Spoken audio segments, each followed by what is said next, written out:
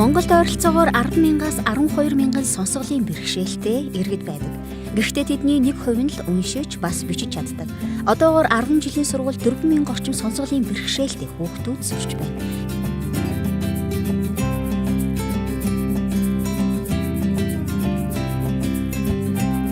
Гэвч Монгол байгаа сонсголын бэрхшээлтэй иргэд хангалттай боловсрол олгогдоогүй. Хэдий боловсролтой боловч тэдний дийлэнх нь монгол хэлний үг өгүүлбэрийг ойлгодоггүй. Сонсголгүй иргэд Библийг уншаад ойлгодог гэж бодох нь өрөөсгөл. Тэд нар харж уншиж чаддаг юм чинь тэдэнд зориулж Библи хэвлэх шаардлага байна уу гэж энгийн хүмүүс гайхдаг. Учир нь тэдний ярианы болон бичгийн хэл нь энгийн хүмүүсийнхээс өөр юм а гэдгийг энгийн иргэд мэддэггүй.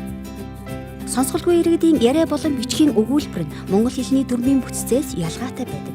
Эдгээр хүмүүс хоёр төрлийн хэлийг сурах шаардлагатай байдаг. Эхнийх нь дохионы хэл, хоёр дахь нь монгол хэл амны хайрцаг.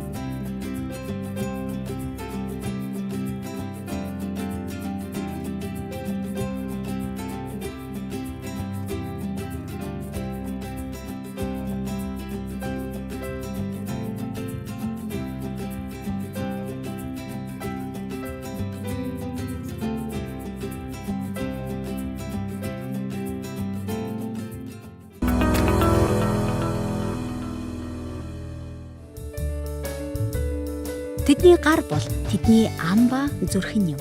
Дохионы хэлний Библийн төсөл нь тэдний зүрхэнд хүрч тэдний амьдралыг өөрчлөн Бурхныг илүү ихээр таньж мэдхэд тусална гэж бид итгэж байна. Бид энэхүү сонсголгүй иргэдэд зориулсан Библийн төслийг хайрын дохио гэж нэрлэлээ.